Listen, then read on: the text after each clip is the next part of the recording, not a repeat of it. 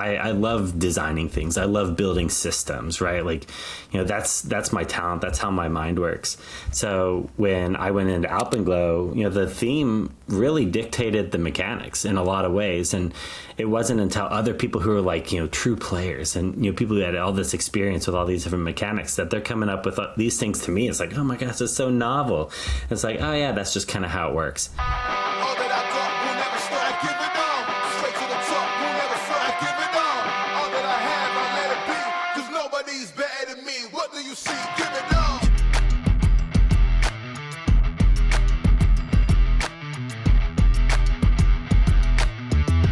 Ladies and gentlemen, please rise. Good evening, gamers. You've got the Champions of Tabletop guys, you've got Deon, you've got Matt, and you've got the newcomer, me. I'm Dillion, and I'm excited to be here with you for our next episode of Fireside Chats with Mr. Sean Whitmire. Shawnee! How are you doing, Sean?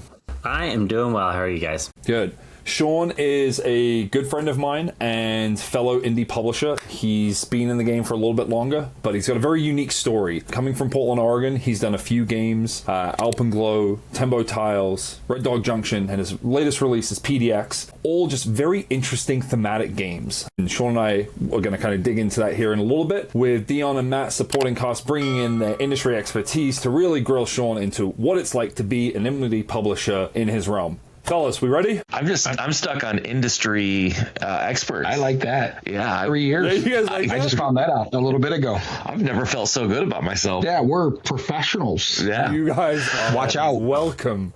I'll send the invite. We have fleeced Dylan. We have over, I don't know what that was about. I liked that. That was a great intro. We're going to have to pump up his pay. Yeah. You get paid Double what one we're penny. currently paying One you. penny.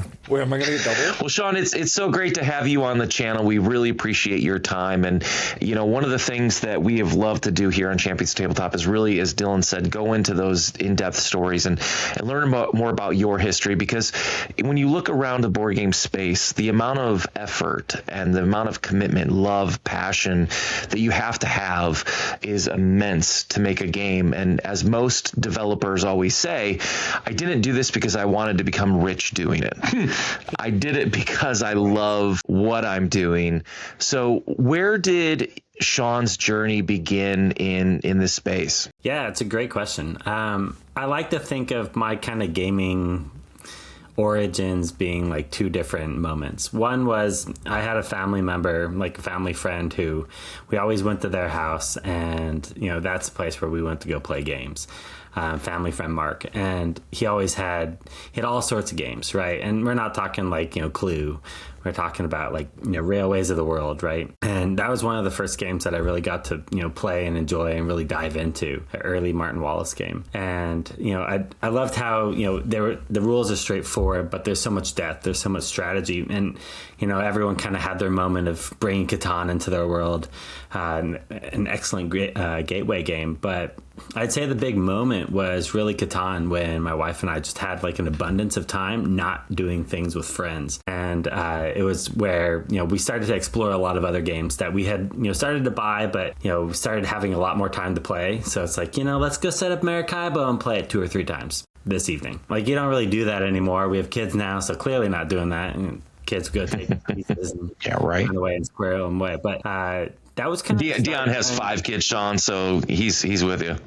I understand. Yeah. Well, if you ever need to watch mine, it's great. But we were playing a lot of games, and we love skiing, my wife and I. And we're like, we like all these games. Let's go get a ski game. We're looking at Board Game Geek. There's like no good ski games. They're all like, 1970s, roll the dice and you're racing around the mountain. It was kind of a disappointing situation. It's like, we really wanted to dive into like the world of, building a ski resort. So we're like driving up to go get a Christmas tree up in the mountains. And we designed like 2 games in the car. So came home, started making them up, and sketching ideas. Then both of those kind of got merged into one game, and we were just playing with friends and coming up with new ideas, like pure amateurs, right? And people just started to say, hey, this is pretty fun. Like, you should make it real, like air quotes. Because, that's not hard at all. So over the course of like 2 years, little by little, we just started making it real, learning what it takes to make a game, and developing it, putting it through the paces, putting together art for it, and play testing, all of that. And that ended up being this game Alpenglow, and we put it on Kickstarter. It was a pretty big success for us at the time, like going for I don't know anything other than the blog posts I read on the Stonemaier website, and just kind of reading from other people, Reddit, et cetera. And I didn't really have a community yet, but we put this thing out there, met a bunch of people, and it was amazing, the community that you put games out there and kind of rally around with you. And I think that was the hook, right? Put a game on Kickstarter, and we had little cubes for all the skiers, and the people are like, hey, let's have skiers. No cubes, you can make little ski meeples. They even named them. They're called Skeeples. One of the backers, yeah, I'll design the Skeeple for you. It's like, hey, Skeeples, what about the snowboarders? Half and half, right? So we had snowboarders too, and that literally was the process that came out of the comments in this process. So I met a bunch of people in a gaming group or a game design community here in Portland called the Stumptown Game Crafters Guild. That's where I met Dillion, and the folks that run that and just meet every week on Mondays. They're all amazing. There's one goal. It's to level up games. You need better prototypes? Let's do it. You need better art? Let's figure it out. Let's go figure out your scoring. Let's go figure out the mechanics. Hey, your game doesn't have rules and it sucks. Let's make it better. There's no bad game in that group. You bring whatever you have, and there are people there to help you make it better. And it's really up to you to take advantage of it. So I have a lot of experience in the design space. I'm a licensed architect. I've worked on all sorts of projects. I'm also a designer, and I've done a lot of illustration work. So I was like, hey, I want to share what my kind of maker background. And I got hooked up with those guys, and I don't think I've missed any Mondays. So that's kind of where it all started. And Sean, that takes place every Monday? Every Monday, yeah. So where do you guys hold the event at, or where do you guys hold that at? So this guy Brendan Cheeves and his son Tyler, they started this meetup, and they're kind of like, I don't know, Dylan, what was the original place? It's like a warehouse, just dudes hangout kind of place. Got some couches, a pool table, CNC, laser cutter, plotter, leather space, just parking the car in there. It's just the hangout zone. Quite the place. It's the coolest. Yeah, it's awesome. So Brendan's who I want to be when I grow up. I've already kind of decided this, and this space. If I can have a space like that, I'm good. Leatherworking station, a little woodwork. I mean, it was the complete package. It is. It's like a perfect thing. And their goal with Stumptown is let's level up games. Let's build a community. And they've been doing that for a long time. And I think they've had hundreds of people come through the doors. And it's Stumptown? Stumptown in Crafters Guild. Okay. And that's in Portland. It's in Portland, Oregon. Yeah, it's technically Portland, right Oregon. on the border of Portland and Beaverton, if you know the area. Nice. Yeah, it's awesome. It's free. You come, we help you do everything. Hey, I don't know how to use a laser cutter. Good. No, I do. And Brendan does. And Tyler, yeah, we got you covered, right? So people are just making stuff. So every week we're meeting, and every other week is a formal playtest night. So that's when people bring games, write it up on the board. Hey, I got a game. It's called whatever. I need 2 to 3 people. It takes 30 minutes, and we organize into rounds. And it's all right, Sean's over there playing Alpenglow, and Dylan's over there playing Huddle, and blah, blah, blah. And then all right, go find some seats, go play. And that's how it goes. And then the nights we aren't formal play testing, it's just open game night prototyping. So people just come, bring whatever they're working on. People are playing games. Hey, I just bought a new game. Let's test it out. It's just a community hanging out. So there's always 15 to 20 people there minimum each night. And it's just a great community of folks. So.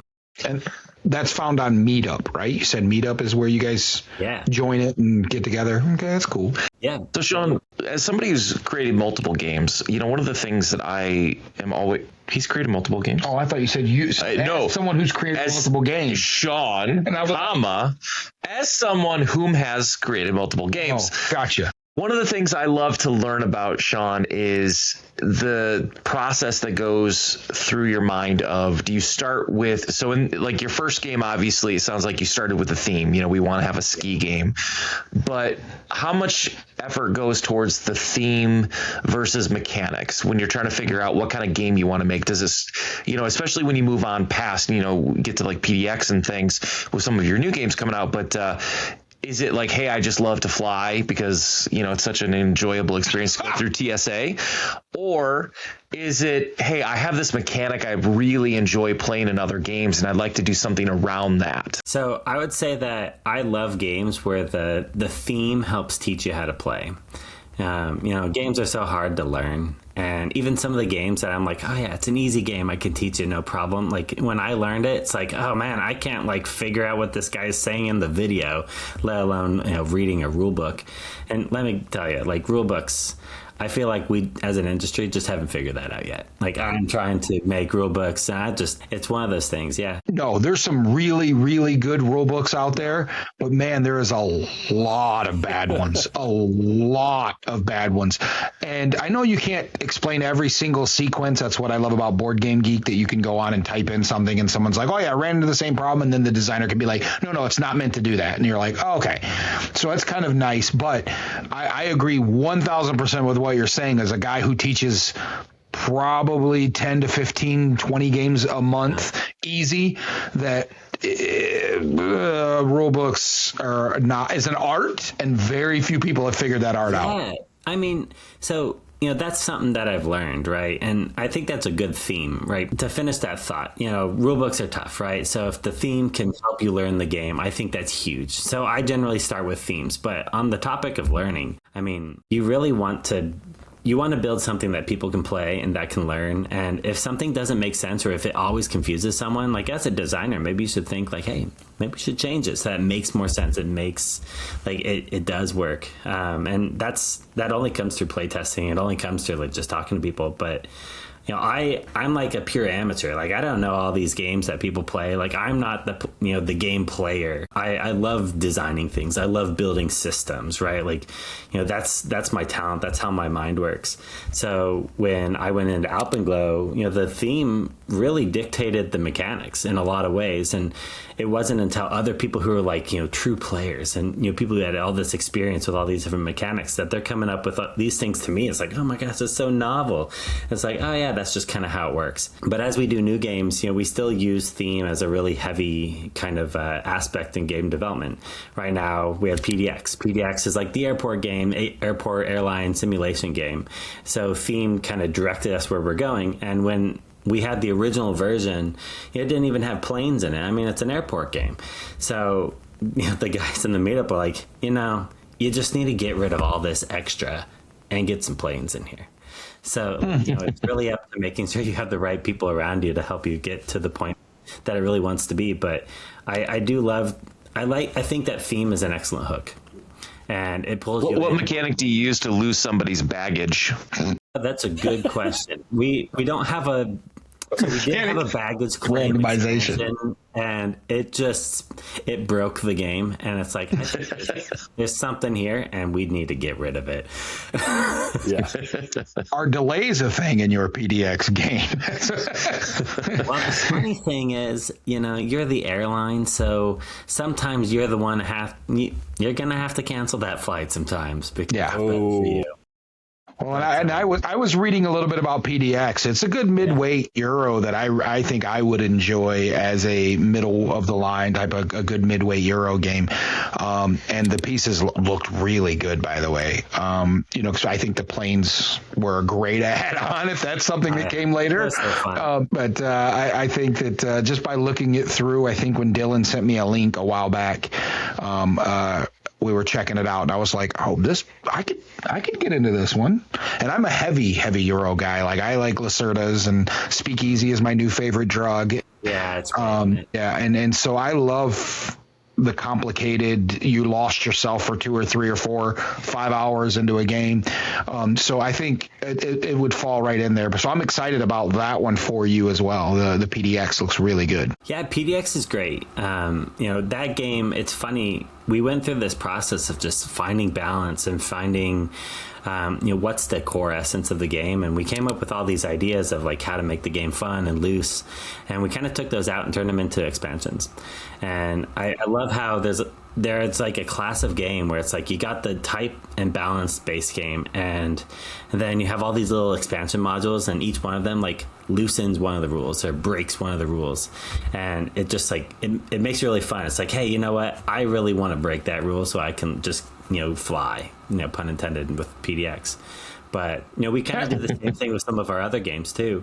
But that's only half the story. I designed Alpenglow, I've designed PDX, and we have a new game coming out called Vienna, and it's a super thematic game. And that game, it's funny, I don't really design with mechanics at heart, but I do now look for those opportunities to say, you know what, we're just not having coins in this game. And we're not going to have a big deck of cards with a bunch of text because, that's just a huge pain in the butt to translate and proofread, and we just don't need it. So, there's nothing to say that you can choose not to have things in a game. But sometimes I'm just kind of like, let's see what mechanics just kind of surface as we play the game and see how it evolves. So you do this company with your wife, Dillion. So what mechanic do you use to keep that a healthy marriage? That's a good question. She loves playing games, and I love awesome. playing games too. But she is such a smart and like analytical, quick person. Sometimes I'll be explaining like something that we changed, and she's like, you should just do it a different way, and she'll come up with an idea without having played it. So it's really fun to kind of have her as like someone who can bounce ideas off of, and she's just been so supportive of this whole thing. It's amazing. I don't think there is necessarily a mechanic. I think we just both love making things. We're both designers. It's a matter for us or it's an opportunity to just like, bring a little bit of craft into the world. Our first game, it was really hard because we didn't really have any of the resources. It was just us kind of doing it on the side. But, now that we've kind of like invested in this, and we've partnered with, some folks to kind of level up what we're doing, like, Red Dog Junction and Tembo Tiles are two games that Waterworks published. Waterworks is actually my architecture firm. So, I was designing homes for folks, and I was like, hey, you know what? We have liability insurance, and it covers all creative works, and the game is creative work. So, just do that. If you buy a game from me, it might come from Waterworks architecture. But Waterworks is an actual board game? It is, yes. Okay, I don't know if you played it. It's an older one. I think it's in my vintage section, but it's kind of fun too. I don't know if you've ever tried it. Yeah, it's a little, yeah. So that's funny. That's kind of what we settled on. I mean, the name is just, whenever my wife and I would go backpacking, like sometimes you see a little stream or a river like going over the trail, and it's like, hey, I got to fix this so that it doesn't like erode the trail away. So we spent like 5 minutes like rediverting the water, and we would like Whitmire Waterworks, high five, and then we'd keep hiking. So we named the program after that because why not? But cool. Waterworks, one thing that I kind of learned was there was a lot of really talented people in the Stumptown crew. So there was a couple games that the guy who runs it, Brandon, and his son, Tyler, had designed.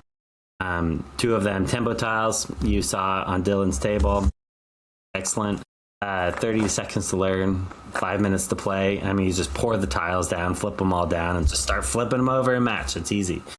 That was such a great game. It's like, hey, like we got to publish this, right? Like, let's go get some awesome artists. We found this dude up in Seattle, and Isaac Lefevre, and he's great. Like the art is like, spot on. It looks fun. It plays nicely. We got some, alligators in there. And one thing that we really learned is if you want, like, as you said earlier, there's like 5,000 new games a year.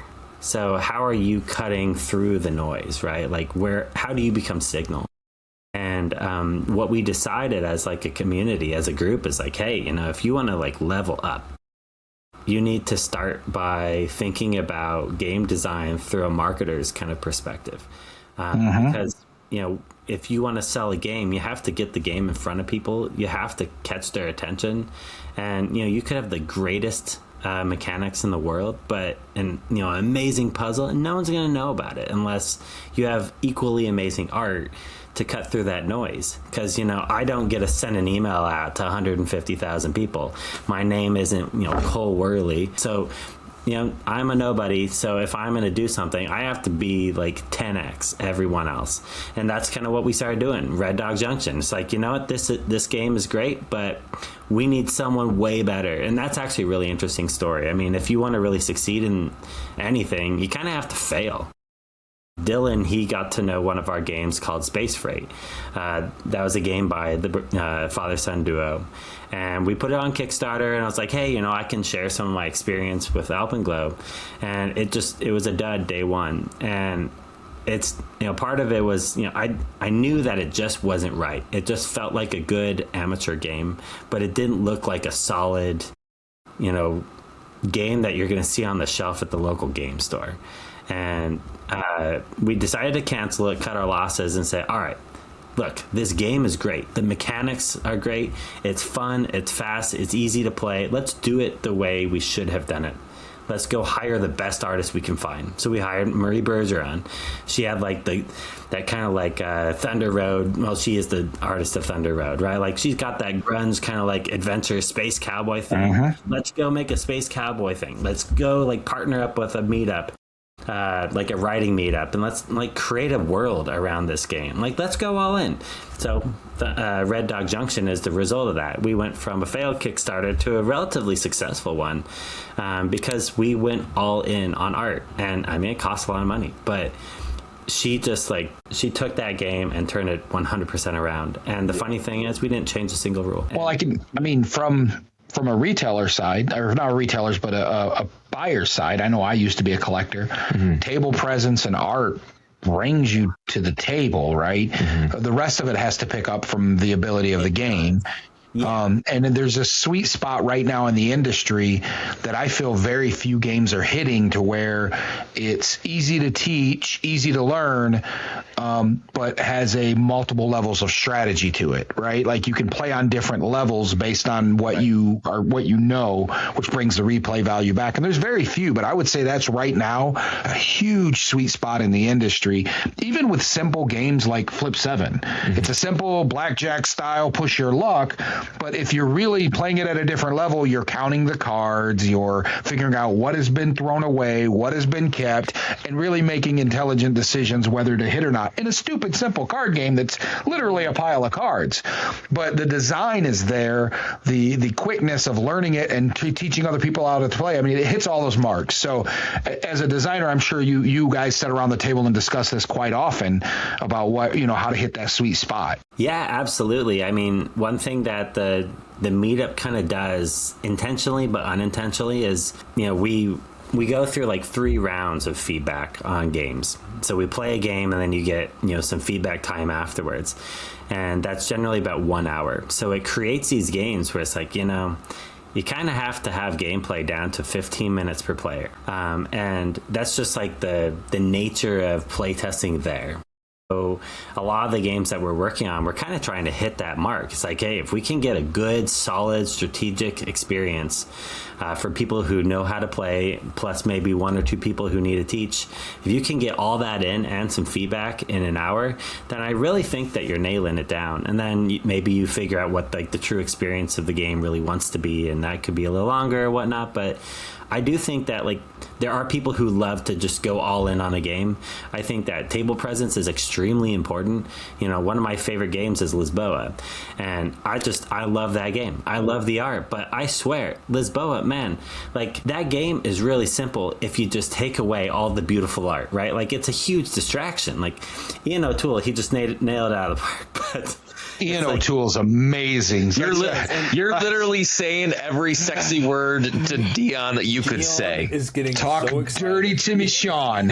Talk dirty, baby. I know, but Ian O'Toole's amazing. Like literally, you could put it in a box and put Ian O'Toole art on it, and I'm buying it, right? Like he is just, his iconography is perfect. The way that he does a lot of things, and I love it with literally, like you said, Lisboa is as simple as I play this card. Where I play this card and how I play this card is the difference between an experienced person and a person that's going to lose. it's just so, or I'm sorry, a person that's not that experienced. And but that game isn't really easy to teach either. If you pop it out, there's piles upon piles because you can do multiple. You can only do 3 things with a card, but the card has multiple uses based on what you're trying to do. And to put those together, you really have to be a little bit more experienced to play Lisboa. So those at home, Lisboa is not a starter game. But that's awesome. That's one of your favorite games. That is, you're talking my world right now. You're talking real dirty. You guys can jump off. We're having a great conversation here with Sean. So hey, Matt, I'm just kidding. Go ahead. It's really funny that with Lisboa, that game, I think it's a testament to the fact that like Shelly and the rest of the team really support the development when it comes to like Ian doing art as playtesting is happening and Shelly kind of holding the whole process together and running playtests with all sorts of experienced playtesters with the crew and new people on Discord. I help playtest some of their games. I do love it, and it's fun to kind of watch how it goes. It's funny. Lacerda was sometimes like, yeah, I hear what your feedback is, but we're just not going to do that. Sometimes I imagine as a designer, I mean, as you would know, as designing the games, all feedback's important, but some of it you have to really, you can't. You can't cater to what everybody wants. Yeah, you can't make a game that everybody's going to want to play. It just doesn't out there. Yeah. See, I think the role of the designer isn't necessarily to incorporate every suggestion that comes in terms of playtesting. That's not the point of playtesting.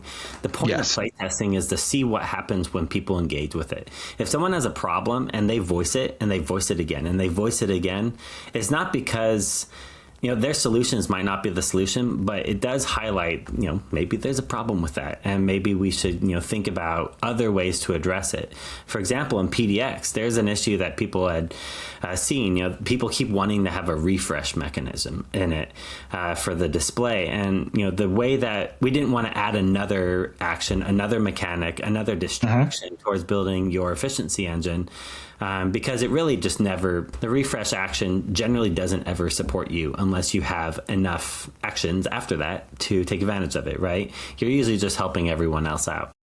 So we found other ways to solve the core problem. And I think that's the role of a designer, to understand the game and understand the systems and understand like the direction you want to go. But that's also the best part of designing a game, designing a system. It's like you're not designing the solution, and you're designing the rules and the conditions to let people explore that space, let the agents in the system explore it. And going back to rules, it's really hard sometimes to write rules. Like Lacerda's games, sometimes he has like designer tips in there, and I just know that he's probably cringing when he writes those, because it's like, I kind of want you to go figure this out. Like that's half the fun of exploring a game and like discovering its hidden treasures and its mysteries.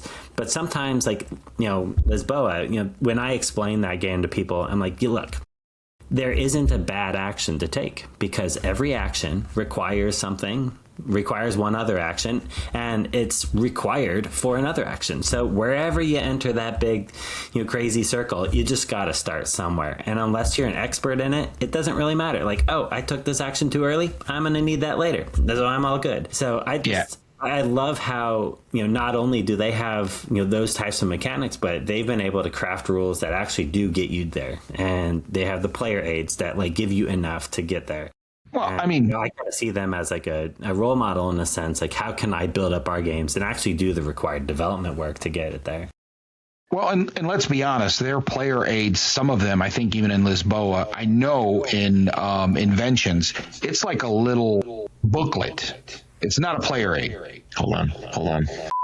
Dylan's learning the early stages of this, the number of things that we screwed up on when we first started this, like audio issues, video issues, getting to hit record. Oh just God, who massive things like thing? That has just been a massive. We've done multiple videos that will never see the light of day. It's funny, when I was recording the video for PDX, because I record the intro videos myself, just like a personal plea. It's like, hey, I'm Sean. I'm running this Kickstarter campaign, and I'll be here with you the whole way. You might as well see what I look like. And whenever I write a comment, it's always like, hey, Sean, right? Like, that's me. I'm actually the person writing it. Because, if I wanted to be a corporation selling games, I'd just sell them to you like on a website.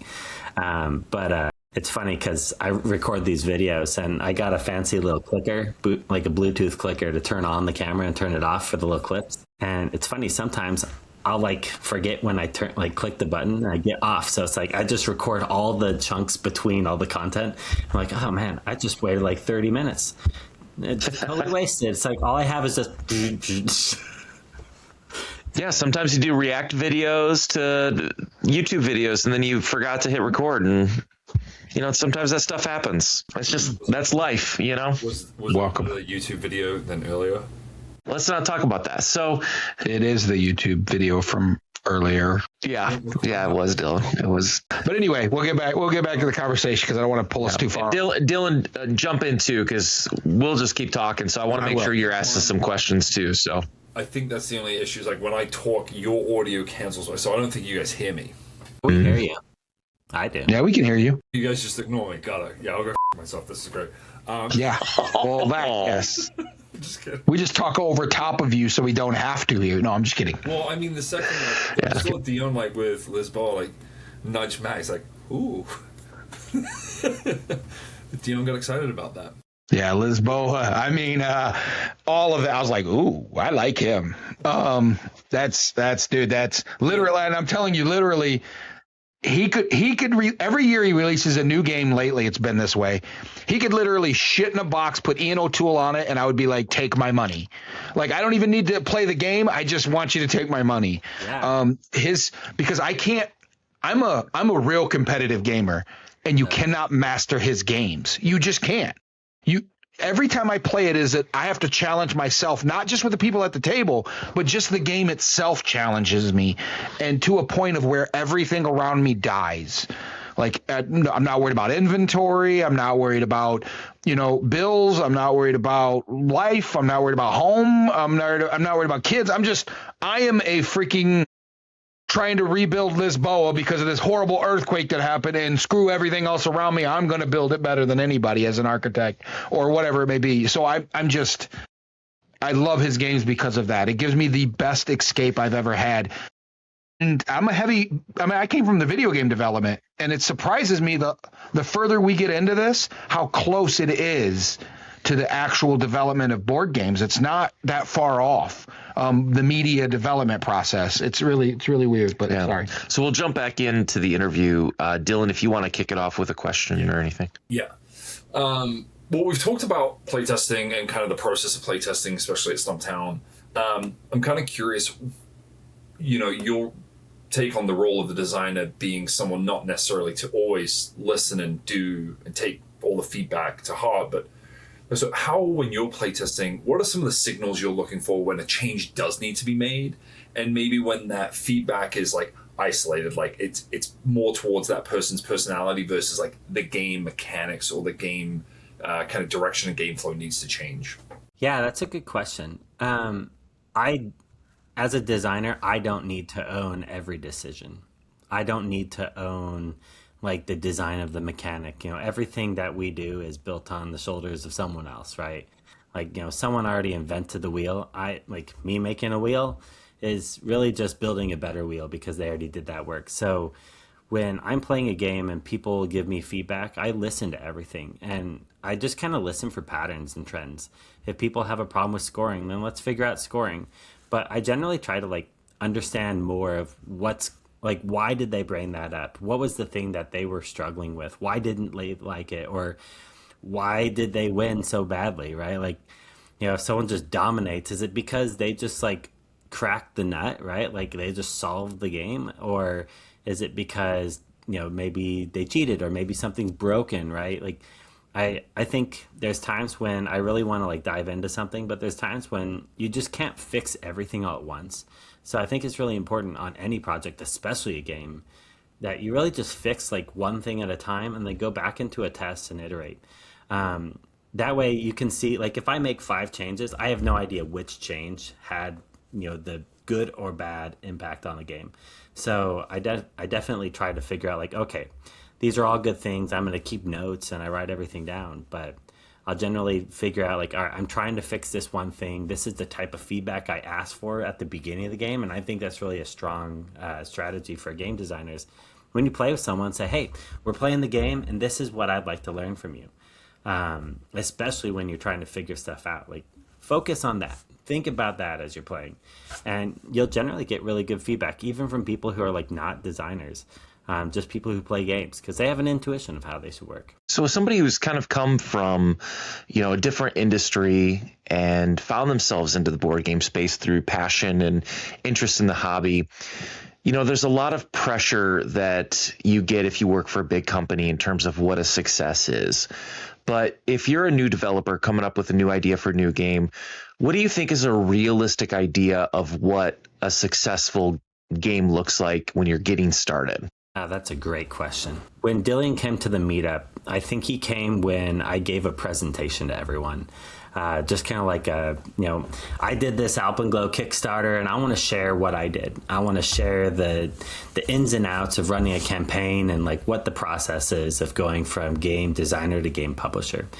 And the very first slide, I say, you're a game designer and you kind of want to do something with it. Like you kind of have two options, right? Like you could go pitch it to a publisher or you could self-publish, right? Like everyone kind of talks about those as two paths. And I'd like to toss out a third, and that's make the game you want.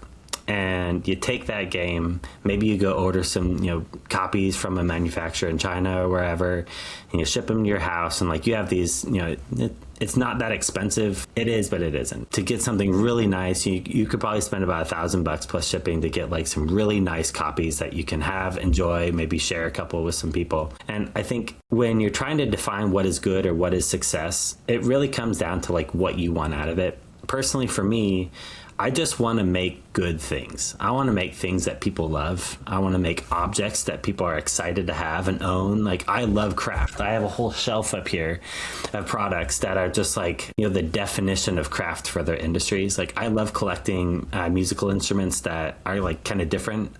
Teenage Engineering is one of my favorite companies.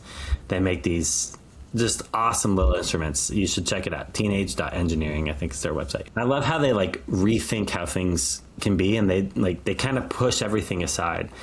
So when I think about success for myself, I just make stuff because I want to make it. I want to, make it with other people. It's a social activity for me. And once it gets to a point where it's like, hey, I think this has potential, this has legs, then we just, continue to chase it down that path and continue to see how it can grow. As far as like financial success, my goal is to make sure that, whatever we raise covers the costs of, getting it out there and getting it to people. So, you really need to raise like $50,000 to $60,000 if you want to put a game out in front, like a mid-weight kind of game, to put it in front of people and, maybe get into like a limited amount of retail, Kickstarter, all that for like 1,500 copies. So, when I define success as a publisher, that's kind of like the baseline. This isn't my job. I have a day job.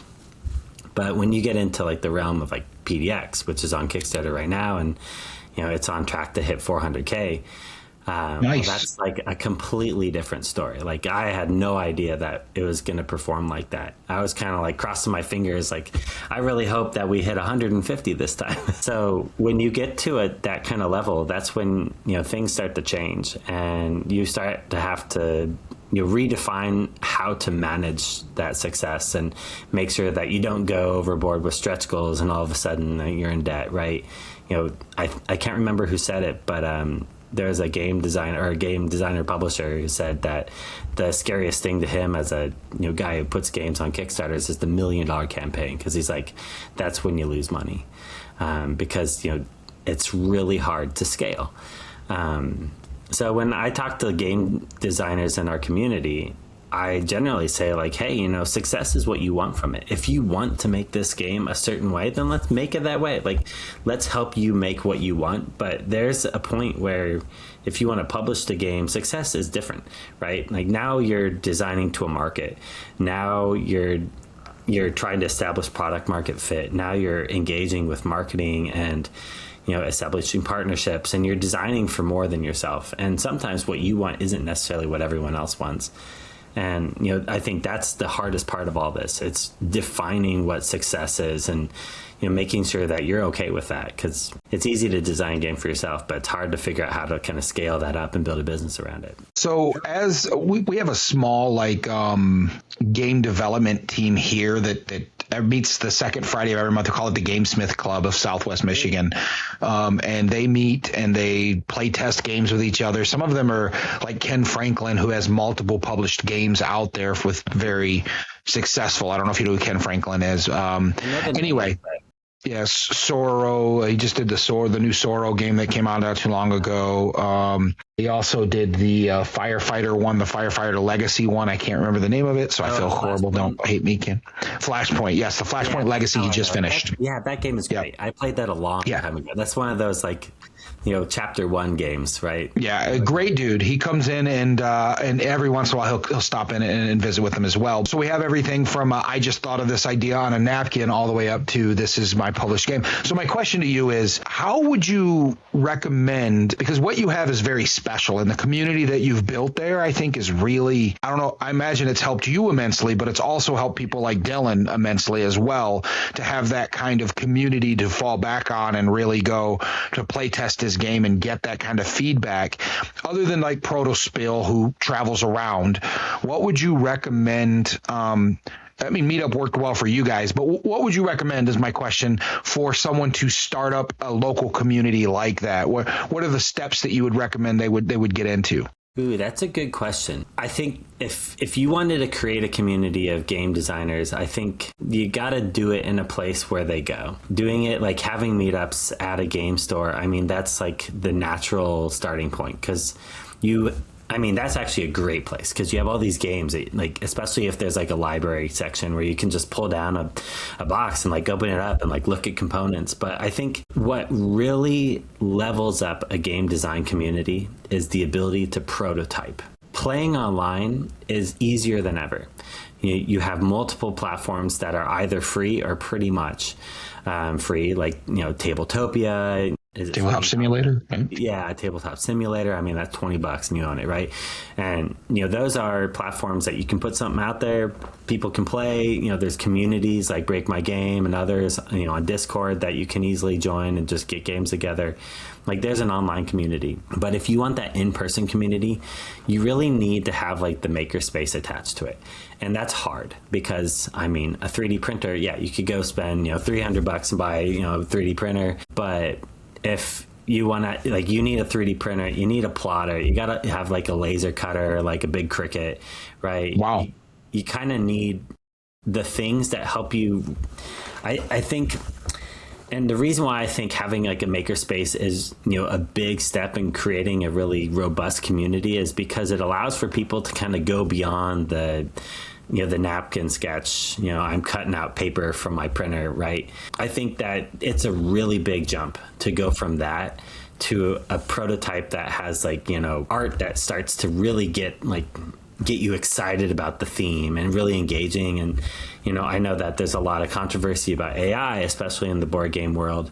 But, for game designers, there's a lot of game designers that use AI art in order to just kind of establish that theme and establish the game and give it, the kind of first version of illustrations so that you can get into the mode of it. Then, because if you can get to that point and you can start to work through what the theme is and how it works with the mechanics, and you can start to do some solid playtesting, and that actually makes it easier when you go work with an artist.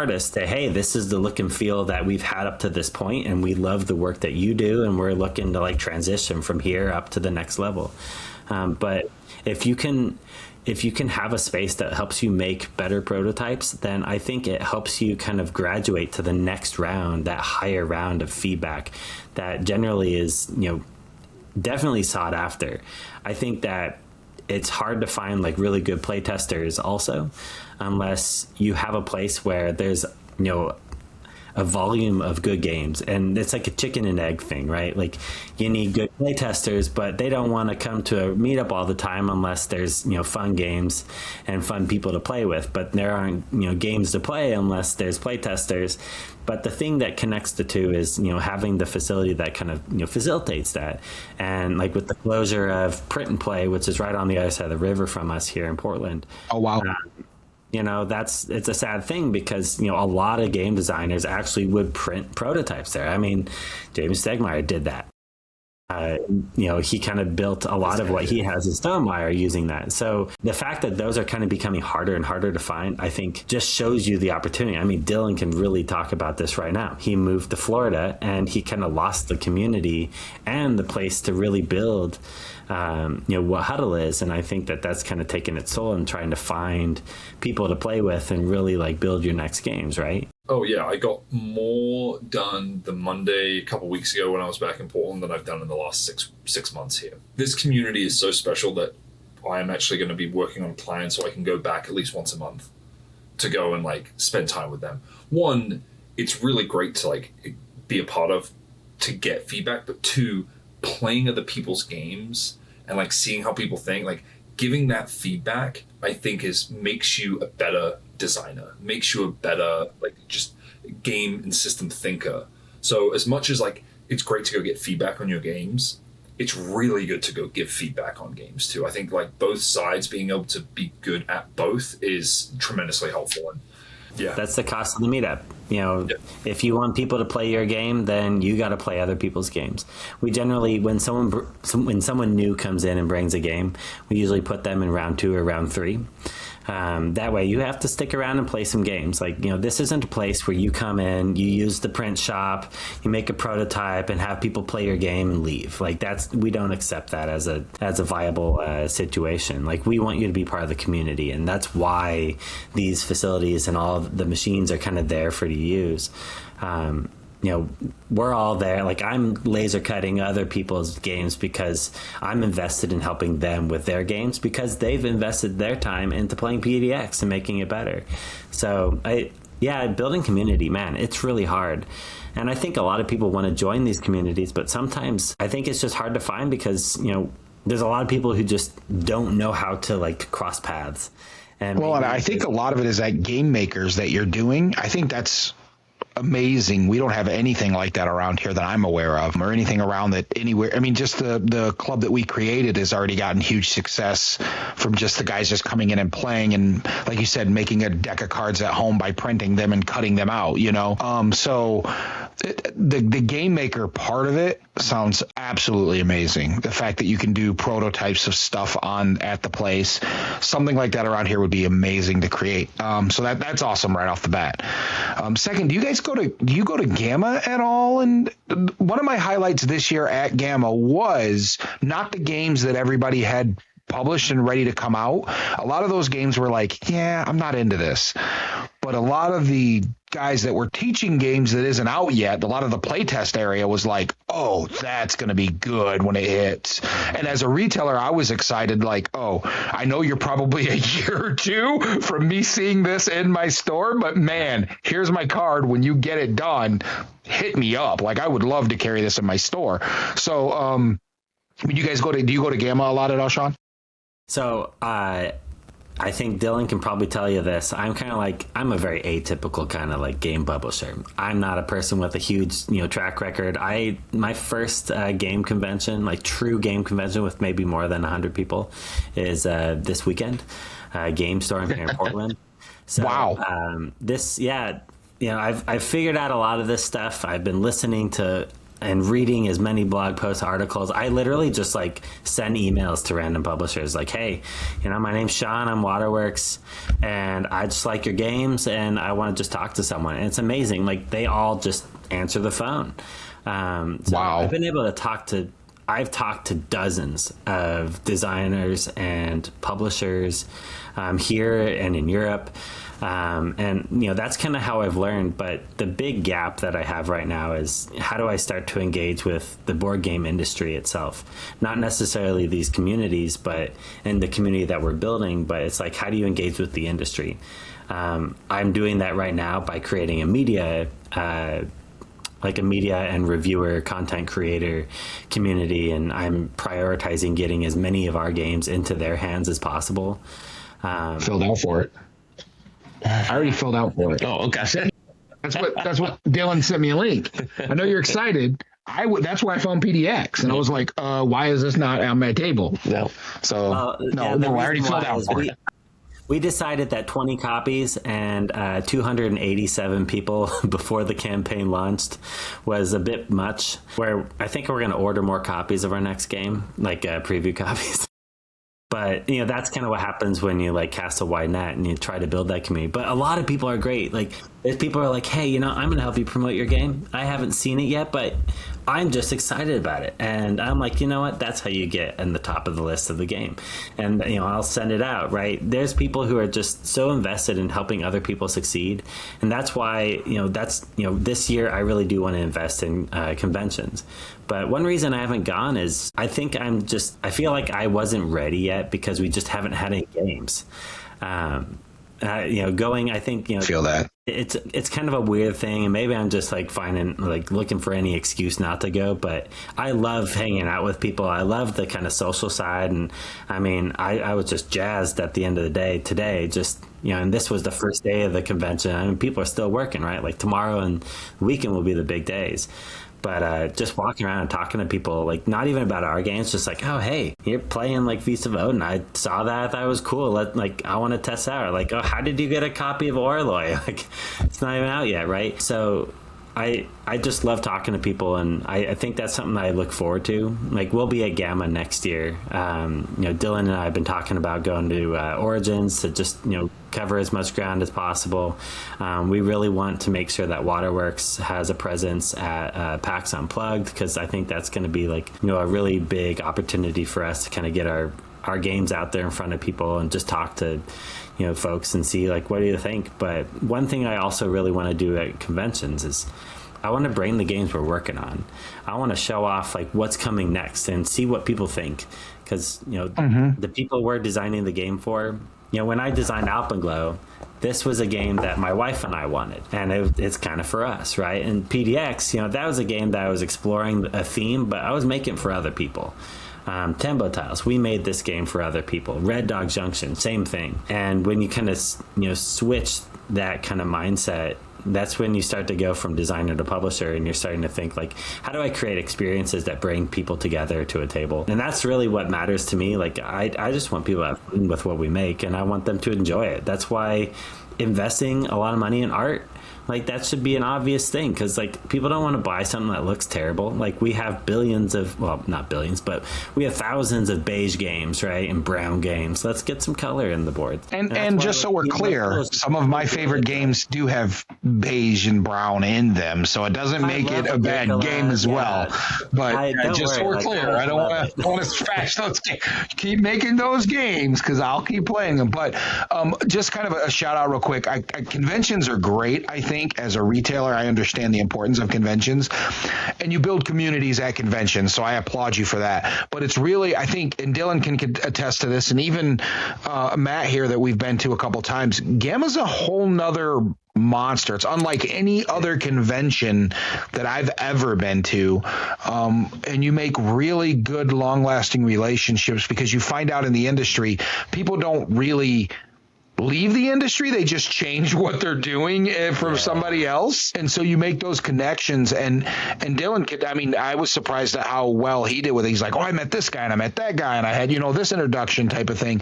And even Matt, with his second year here at Gamma, had such good connections within the industry. So I think if you're wanting to not really bust into the industry, but if you're at least wanting to tiptoe in those things, I honestly feel what you do, you've kind of bypassed, I thought, a pretty particular point of going to Gamma. I think that's important and that's great that you're able to accomplish what you've accomplished thus far without using the industry. But imagine what you could with the backing, because the industry is different, Dillion. You even mentioned it. It is the most welcoming industry, that you did before. You mentioned in a video we were talking about that your previous career doesn't have the, hey, open, let's get you into this. Let's, let me share what I did and the mistakes I did, so you don't make those same mistakes. That's not normal.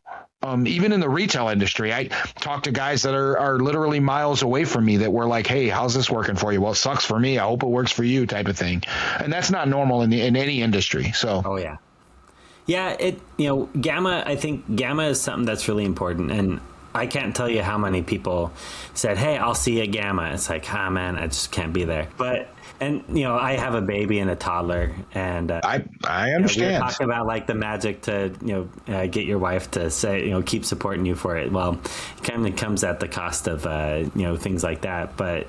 That's something that I need to go to, and I definitely wanted to be there. We actually, we became Gamma members with the intent of actually going this year. So we're definitely headed in that direction. It's funny, like you're right. The industry is so welcoming that the fact that I can like have conversations over video calls with absolutely no friction speaks to like the potential of meeting people in the industry at these cons. And that's the thing that I've just loved. Like, we're an all play partner, and I just reached out to those guys. I wasn't like, hey, can you like help me distribute my games? No, I was just like, you guys, I like your pledge manager. Like, how did you guys build it? And then we were chatting. They're like, all right, you gotta like partner up with us. Like, we love you. We love what you're doing. Like, your community thing is great. Nice. So, that's kind of how it's gone so far. And I think that's the thing I'm looking forward to the most. And getting to see that here in Portland, where Portland has a very big game community, and a very rich design community as well. Like, just how open and everyone is just amazing to see, and it just gives you all this energy. It's like, oh man, I got to keep making games because these people are so great. Like, I want to be a part of it. And yeah, it's definitely one of those things that keeps you going. I got one more question for Sean, which is going to be my favorite one whenever we speak with a designer or publishers. What is one game you wish you had created, designed, or published? Either one. Man, one game I wish I was the publisher? Yeah. No, we'll go, which game do you wish you designed and which game do you wish you'd published? Because publishing... Okay. You can kind of skew to like, well, Catan would be great to publish. I wish it. Okay, so the game I wish I had designed is probably a mix between Brass and Lisboa, because those two games are just great. And I love the richness and the depth of the games. I love the mechanics. I love how elegant the game plays, and how like I don't have to get a manual out to figure out how to run my turn. Those games are just they're awesome. As far as like the publishing side, I do appreciate how like Eagle Griffin Games have taken such big games and they go through that whole process in like a year for each one. It's impressive that they're able to kind of go through that process and create something so high quality each year. I mean, even the minor hiccups that they had with Speakeasy, they still made like it's an amazing game. It's so deep, right? And every single piece. I also like what Paverson are doing with Luthier and Distill. Like I just love how they, as a publisher, good games.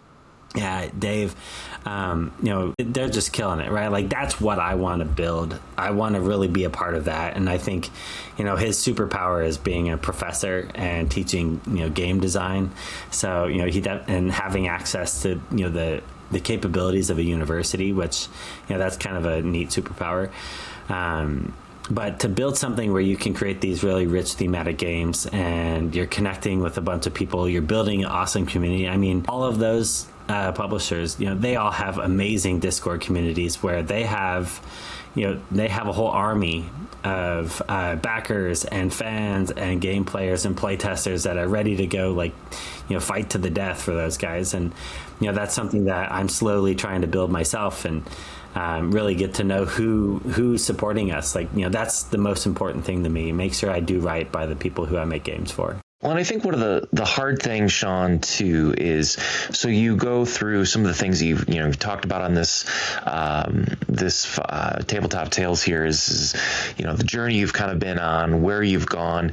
And one of the things I think is probably just guessing as somebody who's never done what you're trying to do, that's got to be hard, is how do I keep these games living, beyond like a Kickstarter, if you don't necessarily have the reach of an Asmodee or something to that just keeps funneling it to people. Yeah. That's something we talk about, especially with Deon being a retailer, and there's limited shelf space. There's 3,000 game stores in America.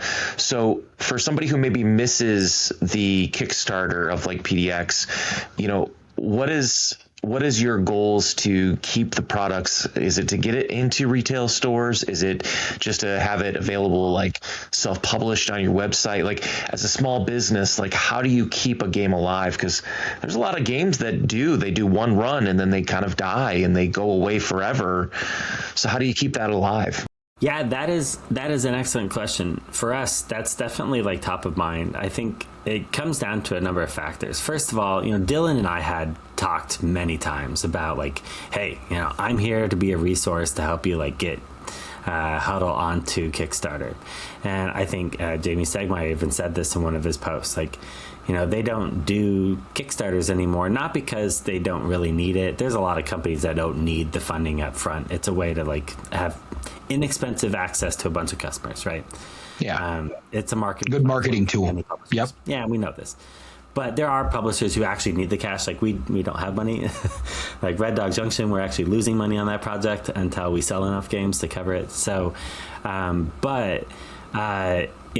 I think in order to make a game evergreen, one path is to just not do a Kickstarter. There's harm to a game's brand when you get all the hype all at once, right? Like Dillion continues to find people who are new to his games. Every time he brings it up, they're like, oh, hey, was this on Kickstarter? No, like this is a new game, right? It's brand new. And I think that's one way to kind of build an evergreen brand. Another way is when you make a game, just continue to like build the brand of it, continue to put the games into reviewers' hands. That's the strategy I'm trying to take. I'm also donating games to libraries at conventions, donating games to like tabletop libraries around the country. That's something that I'm trying to prioritize. We sent a bunch of Alpenglow copies all over just to kind of like, put it out there where people are. And I think that's one path to do it. Another path is to just be at conventions and play games.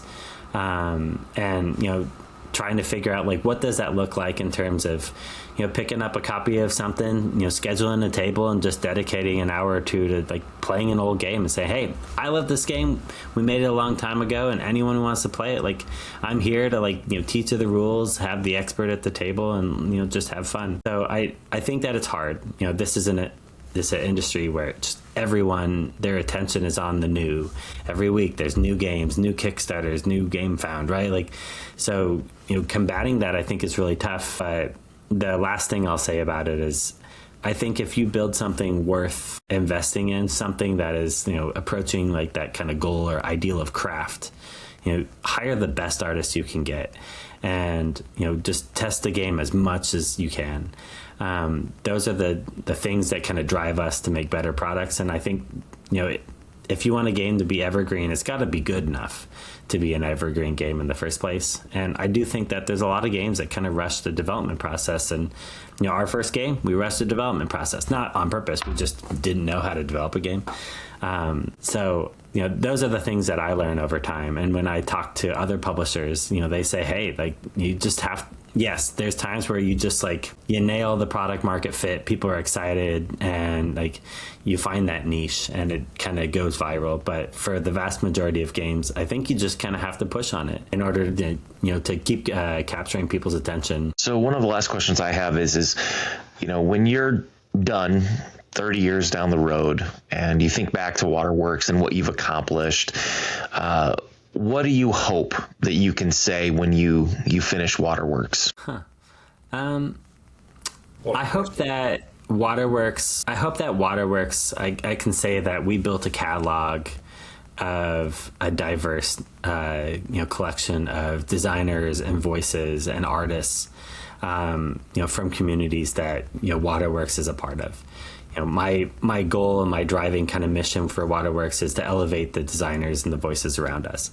So, if I've built this machine that starts to, really hum when it comes to marketing, when it comes to advertising, when it comes to getting review copies out there and, trying to make really high quality products and hitting good, the right price point, I'd like to bring that to everyone else. I give presentations to our meetup and I share everything I do. Like, all the tricks of the trade, everything I've learned, I share all of it with people. I'll share metrics and costs and all that stuff because I want people to be able to like do it themselves. But for those who can't or may not be able to financially, or in terms of skills or time, like if people have a good game and they've invested the time into it and it really like has that kind of thing about it, and the community is willing to invest in like leveling it up, getting it to something that really wants to go to market, I'd love to be the person who can say that's where our games came from. It came from these communities of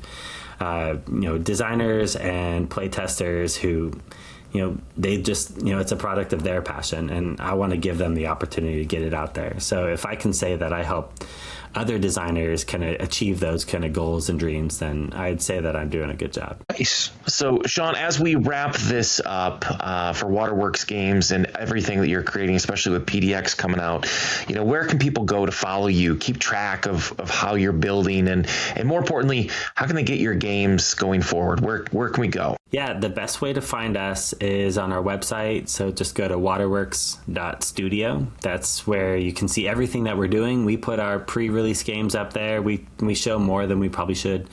Hey, we're excited about what we're making. Like, I want to see what people think. You can also find us on Kickstarter. That's where a lot of our games kind of go to market. PDX is on Kickstarter right now. It's going to end on March 23rd, which is a Monday at the end of the day. And you can find all of our games on Allplay's web store. Literally yesterday, you can start to order Tembo Tiles, which is our 5-minute party game, simultaneous tile flipping game. Super fun. Dylan loves it. He's our biggest fan. You can find Red Dog Junction there too. So that's, Allplay is a great partner, and they're helping us get games in front of people. So those are places you can find us. And then if you send a message to, the Sean guy, anywhere where it says Waterworks Studio, that's me. And it'll go right to me, and I'll reply, because, I have no reason not to. Well, Sean, thank you so much for all the time that you gave us, and more so the insight into where you've been, where you're going, and where we can expect to see Waterworks go. And we wish you on this channel nothing but the absolute best with PDX, and more importantly, all the other games that you come out with in the future with you and Dillion and the whole team there at Waterworks. Awesome. Well, hey, thank you so much for having me. I really enjoyed the conversation. And like I said, I'll get you guys a copy of PDX. We'll find one. Those are our favorite words. Ooh. Not Dylan, though. Not Dylan. He's in Miami. He doesn't have time for it. No. To watch you guys play the games. Watch me play it. Yeah, that's too far away. I played PDX. I got to play PDX a while ago. I'm one of the OG playtesters. Well, thank you, Sean, so much for all of your time. Best of luck. We'll be rooting for you. And never forget, champions, never. Oh, stop. Playing. Hey! Atta boy. Boy, way to go, Dylan. Good night, everybody.